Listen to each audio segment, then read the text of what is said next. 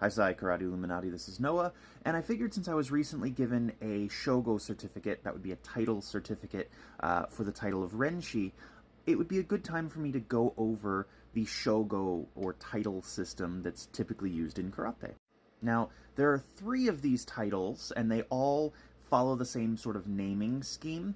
So you have Renshi, Kyoshi, and Hanshi. Now, the shi part of those titles all just means person. So we have Renshi, which means a polished person. We have Kyoshi, which means a professor person. And then we have a Hanshi, which is an example person. Now, typically, you'll hear those referred to as master titles or instructor titles. Now, there is another title outside of this system called Shihan, which is the exact same word as Hanshi. It's just that the two components are flipped. But essentially, it means the same thing, but it's used to refer to a senior instructor. Now, it's important to note that with all three of the Shogo titles, those are credentials, they are written titles, they are not terms of address. So you don't call someone Renshi or Kyoshi or Hanshi.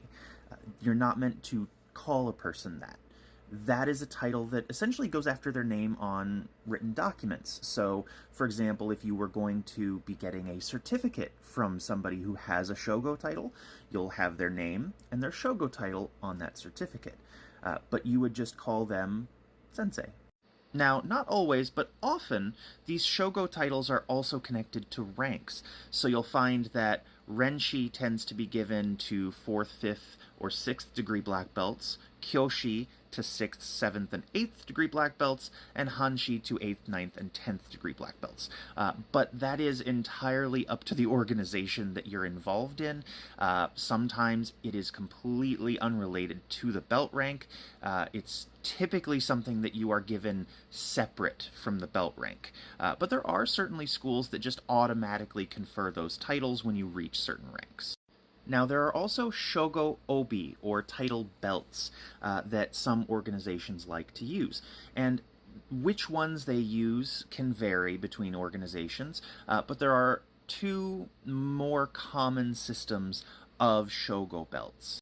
Now, the most common system of Shogo Obi on Okinawa is the stripe system, which you'll see here. For Renshi, it's a single stripe on each side of the belt. For Kyoshi, it's 2 stripes on each side of the belt, and for Hanshi, it's 3 stripes on each side of the belt, and these are just plain black belts otherwise, with or without embroidery.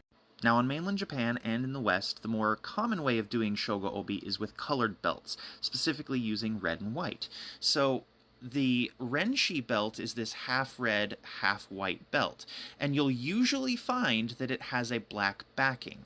And if I remember correctly, that's because Goju Kai actually invented the half white, half red Renshi belt, and they trademarked it. So in order to get around that trademark, if you're not part of Goju Kai, you have to have that black on the back of it. But it's been a bit since I looked that one up. And because of that, it is not universally used even in karate on mainland Japan. Only certain organizations and styles use a Renshi belt at all in this system. But more commonly, you will find the red and white panel belt, which is called a Kohaku Obi, for Kyoshi level, and then a solid red belt for Hanshi level. Now, it's important to note that all of these are considered ceremonial belts. They're really only meant to be worn for special occasions, things like seminars, public demonstrations, or belt testing. Outside of those situations, you're generally just expected to wear your black belt. And if you have a Shogo title, you may be wearing a black belt that has those stripes on both sides, but otherwise, it's just a black belt. Now, there are several other variations of belts that different organizations like to use. You'll find half black, half white belts. You'll find black and red paneled belts.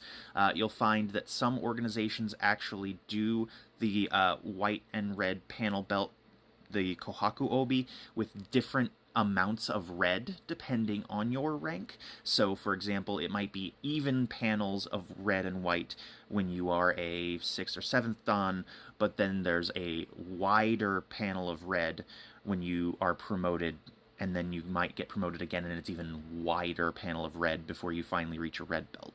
And of course, you have to remember that any belt of any kind only has value within the organization or school that it was given, because there's no real consistency across karate styles. But hopefully that clears some things up about the Shogo titles. If you guys have any questions about them or anything else karate related, please send it my way.